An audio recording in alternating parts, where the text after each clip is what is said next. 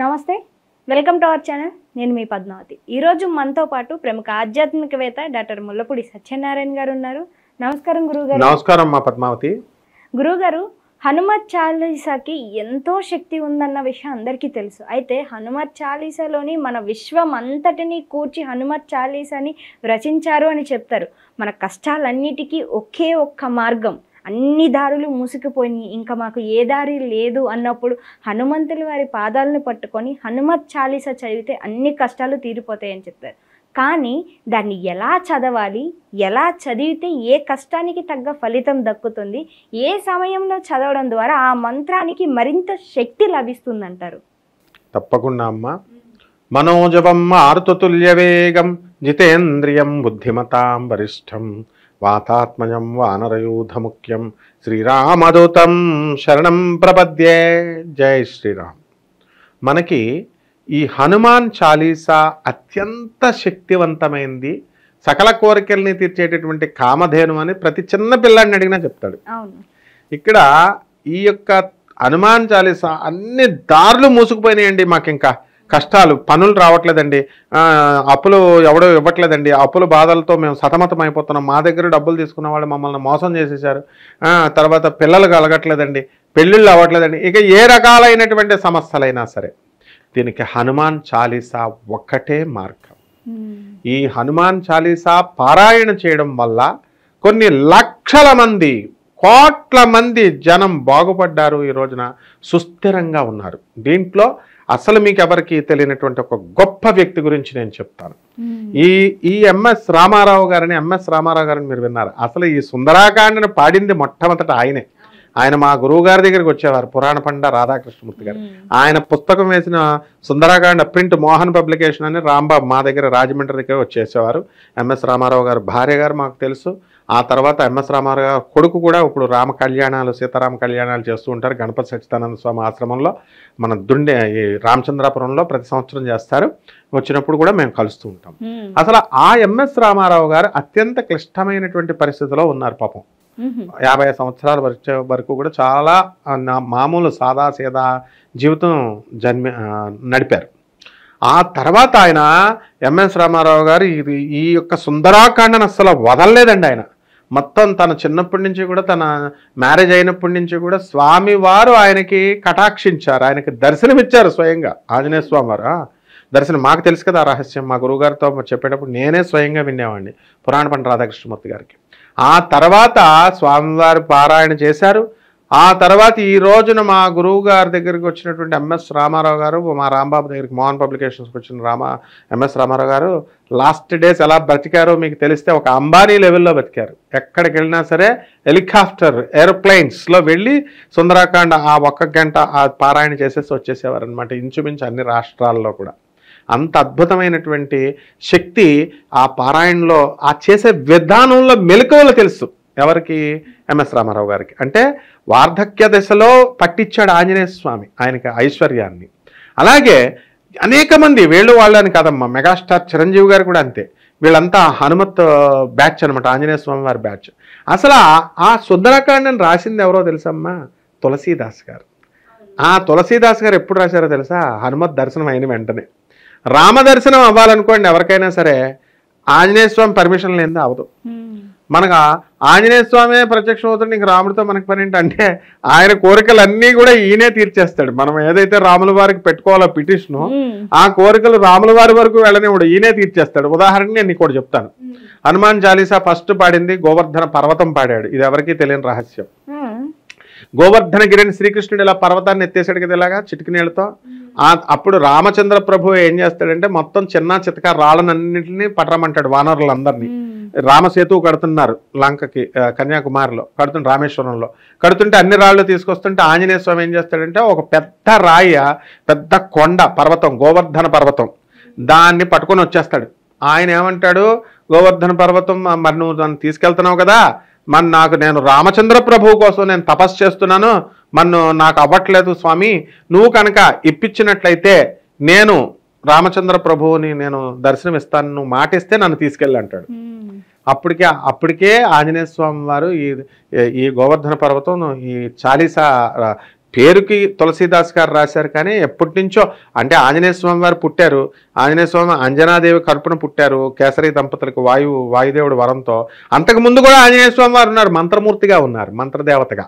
కాబట్టి అలాగే ఈ యొక్క ఎంఎస్ రామారావు గారు రాశారు, కానీ అంతకుముందే జయ హనుమాన్ జ్ఞానగుణ సాగర జయ కపీ సతిహులోకవు జాగర రామదూత అతులిత బలధామ అంజనీ గర్భ, అలా మనం పాడతాం కదా. ఇవి ఆల్రెడీ ఆ గుణగానం ఆ కాలంలోనే త్రేతాయుగంలోనే గోవర్ధన పర్వతం చేసింది. చేస్తే సరే నేను ఇప్పిస్తానని హామీ ఇచ్చాడు ఈయన. సరే రాయిని తీసుకెళ్తాడు, ఆ పర్వతాన్ని పెకిలిచ్చేసాడు, పెద్ద పర్వతం అది. పెకిలిచ్చేస్తే అప్పుడు తీరా రాముల వారు అక్కడ రామసేతు అయిపోయింది, ఇంక ఈ రాయి వద్దంటారు. ఇప్పుడు ఈయనేమంటాడు, గోవర్ధన పర్వతం నాకు అదంతా తెలీదు, నువ్వు తీసుకెళ్తానన్నావు, రామసేతుకు నన్ను ఉపయోగిస్తానన్నావు రామకార్యానికి, నాకొద్దు, నువ్వు నాకు రామదర్శనం ఇప్పించాలా అని అంటాడు ఆయన. నన్ను పర్వతం కింద పెట్టంటే ఆంజనేయ ఇరుక్కుపోయాడు. ఇప్పుడు అప్పుడు ఏం చేయాలో తెలియక అప్పుడు సరే అయితే అక్కడి నుంచి తీసుకొచ్చాడు కదా, అది ఎక్కడో ఉండేది, మధుర దగ్గరికి వచ్చాం. గోవర్ధన పర్వతం మధుర, మన కృష్ణుడు మధుర, అక్కడ ఢిల్లీ దగ్గర అక్కడ పెట్టేశాడు. పెట్టేసి నాయన నీకు దండం నాయన వదులు, ఇప్పుడు అందరినీ శనీశ్వరుడే భయపడతాడు ఆంజనేయ స్వామిని వదిలేసి, ఈ గోవర్ధన పర్వతం నన్ను పట్టుకున్నాడు ఏంట్రా బాబు అని, నీకు తప్పకుండా రామదర్శనం ఇప్పిస్తానంటే ఆ రాముడు ఏమంటాడు, ఇవ్వబయ్యా మొగుడా అంటే ఆ రాయిని వద్దంటాడు, నేను ఈ జన్మలో దర్శనం ఏమని అంటాడు. ఈయనేమో వదలడు. ఆంజనేయ స్వామి మధ్యలో ఇరుక్కుపోయాడు. ఇరుక్కుపోతే అప్పుడు కృష్ణావతారంలో ఇస్తానంటాడు రాముడు.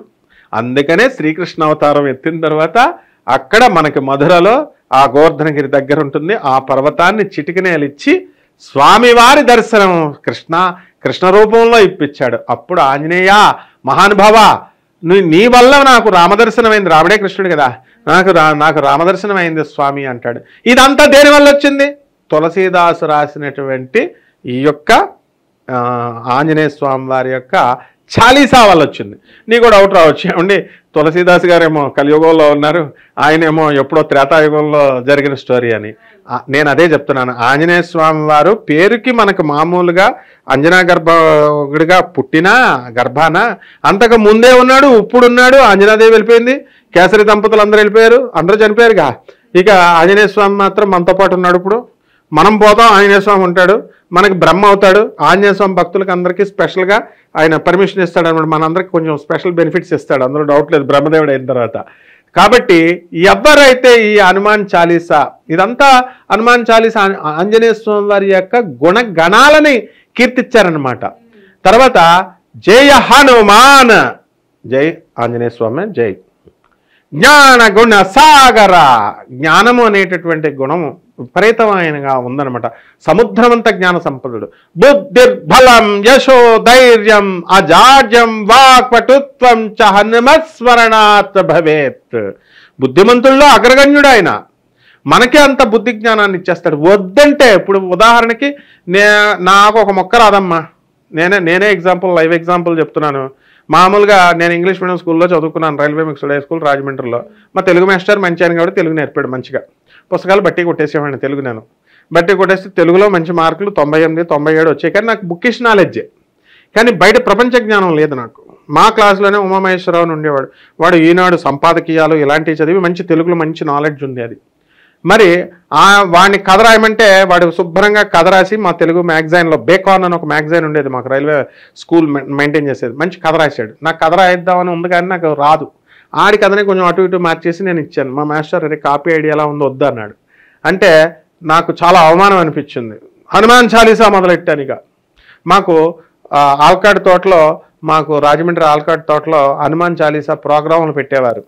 ఈ ఆర్ఎస్ఎస్ ఇవన్నీ ఎలా ఉన్నాయో అలాంటి సంస్థలు వచ్చి పెడితే అందులో బట్టి కొట్టి పడేశాను ఆంజనేయ స్వామిది. చిన్నప్పుడే 3rd క్లాస్లోనే కొట్టి పడేస్తే వచ్చేసింది మనకి, పాడేసాం, ఫస్ట్ ప్రైజ్ వచ్చింది మనకి. ఇక అలాగా ఆంజనేయ స్వామి పారాయణ చేయడంతో మనం ఇప్పుడు ఈ రోజున 2 మొక్కలు చెప్తున్నాం కదా. మన గురువు గారులైన గరికపాటి నరసింహారావు గారు, భారతీతీర్థ స్వాముల వారు శృంగేరి, ఇలా పురాణ బండ రాధాకృష్ణమూర్తి గారు, వీళ్ళ దయ వల్ల మనకి ఏదో 4 మొక్కలు చెప్పగలుగుతున్నాం కదా.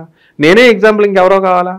తర్వాత నాకు ఇంకో తెలిసినటువంటి ఇంకో ఎగ్జాంపుల్, అంటే ఎందుకు చెప్తున్నానంటే మన భక్తులకు లైవ్ ఎగ్జాంపుల్స్ తెలియాల.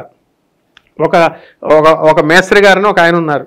ఆయన రోజు పాపం చదవడానికి వచ్చేది కాదమ్మా మంత్రాలు, హనుమాన్ చాలీసా పెద్దగా చదువులేదు పాపం, అయినా సరే బట్టి కొట్టి ఎలాగో అలా కష్టపడి చదివారమ్మా. 40 రోజుల్లో నేను నాతో సమానంగా పండితుడితో సమానంగా అన్నట్టుగా చదివారు బ్రహ్మాండంగా. ఇప్పుడు ఈ రోజున చదివితే అయిపోయి ఇంత పెద్ద చదువుకున్నారు, అంత అక్షర తప్పులేదు. ఇదంతా శక్తి ఆంజనేయ స్వామి ఇస్తారమ్మా. ఎవరైతే హనుమాన్ చాలీసాని జై హనుమాన్ జ్ఞాన గుణ సాగర జయ కపీశతి హులోక ఉజాగర, ఆయన జై కపిష అని సింపుల్ వర్డ్స్తో ఉంటుంది. ఓ పెద్ద పెద్ద మంత్రాలు అక్కర్ లేకుండా చాలీసా అనేటటువంటిది తులసీదాసు గారు కేవలం భక్తుల కోసం మనందరం చదువుకుంటామని ఇచ్చారు. ఈ మంత్రాల్ని కాశీలో మనకి తులసీదాస్ మందిర్ అని ఉంటుంది, అక్కడంతా కూడా ఈ సుందరాకాండ మంత్రాలన్నీ కూడా గోడల మీద రాసి ఉంటాయి. అక్కడే ఆయనకి దర్శనం అయిందనమాట, తులసీదాస్కి ఆంజనేయ స్వామి హనుమత్ దర్శనం. కాబట్టి ఈ విధంగా మరి ఎన్నో వందల మంది కష్టాల నుంచి తొలగిపోయారు, సుఖాల్లోకి వెళ్ళిపోయారు, జ్ఞాన సంపన్నులు అయిపోయారు. అసలు వీళ్ళు వాళ్ళు అని లేదమ్మా, హనుమత్ దర్శనం సాక్షాత్ జగద్గురు అయినటువంటి ఆదిశంకరాచార్యుల వారికే అయ్యింది. ప్రతి కాలంలో నువ్వు తీసుకో, ఎక్కడైనా సరే నువ్వు రాముడికి ఆంజనేయ స్వామి లేదే తోచేది కాదు. మరి అలా నువ్వు ఎవరిని తీసుకో, అర్జునుడికి ఆంజనేయ స్వామిని కలిశాడు, భీముడు ఆంజనేయ స్వామిని కలిశాడు, అందరిని అనుగ్రహించాడు.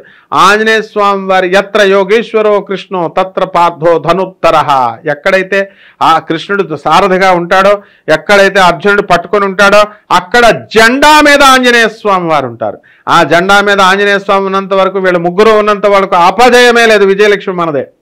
ఒకసారి ఏం చేస్తాడంటే శ్రీకృష్ణ పరమాత్మ యుద్ధం అంతా అయిపోయిన తర్వాత అర్జునుడిని ఒకసారి పక్కకు వచ్చాయంటాడు, బండి దిగుతాడు. బండి దిగ్గానే టపక్మని బండి అంతా కూడా అర్జునుడి రథం అంతా కూడా కాలిపోయింది. ఇదేమిటి స్వామి ఇలా కాలిపోయిందని అడుగుతాడు. అరే పిచ్చోడా, ఎవ్వరసలు ఉన్నారు అక్కడ, కర్ణుడు ఉన్నాడు, వాడు భీష్ముడు ఉన్నాడు, ద్రోణాచార్యుడు ఉన్నాడు, మహావీరులు అశ్వత్థామ, ఇలాంటి వీరులు వేసిన బాణాలతో దివ్య రథం అది. ఆ రథం ఎప్పుడో పోయింది, కేవలం ఆంజనేయ స్వామి వారి జెండా మీద ఉండడం వల్ల ఎంతవరకు రక్షించుకుంటూ వచ్చాడు. ఎప్పుడో పోను, మనం ఎప్పుడైతే మన ఇద్దరం దిగిపోయామో ఆంజనేయ స్వామి పక్క తప్పుకున్నాడు, మొత్తం కాలిపోయిందని ఆయన అని చెప్తాడనమాట. అందువలన సకల కష్టాలు ఈ యొక్క హనుమాన్ చాలీసా చదువుకుంటే వస్తుంది. అయితే క్రమం ఎలా చేయాలో తెలియాలి.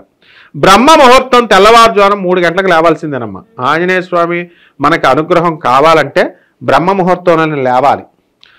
ఆ తర్వాత మీరు స్నానం చేసినా చేయకపోయినా మొహం కడుక్కోవాలా. మొహం కడుక్కొని ఈ స్వామి వారి యొక్క చాలీసా చదువుకోవచ్చు. ఏమండి నేను తెల్లవారుజామున 3 గంటలకు లేచి స్నానం చేయలేనండి అనుకునేటటువంటి వాళ్ళకి కొంచెం వెసులుబాటు ఉంది. కొంచెం వయసు పెద్దవాళ్ళైతే 4 గంటలకు లేవచ్చు. మొత్తం మీద మనకి సూర్యోదయం సమయానికల్లా అది చదివేది 10 నిమిషాలే. కాబట్టి మనం వీళ్ళు ఎవరైతే ఒక 41 రోజుల దీక్ష పెట్టుకున్నటువంటి వాళ్ళు తెల్లవారుజామున మొదలుపెట్టి సూర్యోదయం అయిపోయే లోపల పసుపు వస్త్రాలు ధరించి, ఇదిగో ఇలాంటి మాల, పసుపు మాల వేసుకొని ఒక ఆంజనేయ స్వామి వారి దీక్ష నడుపుతున్నారు.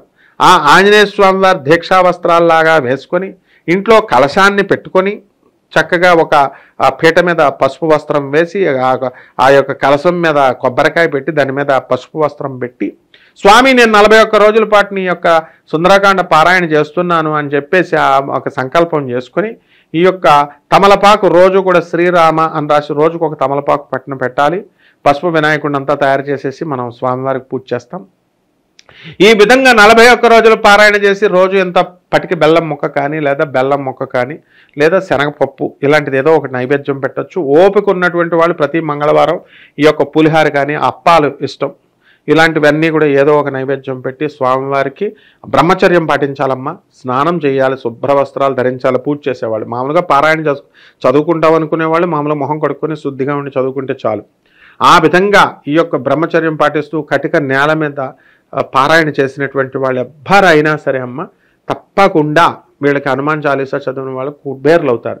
నేను పవన్ కళ్యాణ్ గారిని చెప్తున్నాను, కొండగట్టు ఆంజనేయ స్వామి వారి దగ్గరికి వెళ్ళి ఆయన దీక్ష తీసుకునే స్వామివారిది ఆయన వెళ్ళారు కాబట్టి ఈ రోజున డిప్యూటీ సీఎంగా సీట్లో కూర్చున్నారు.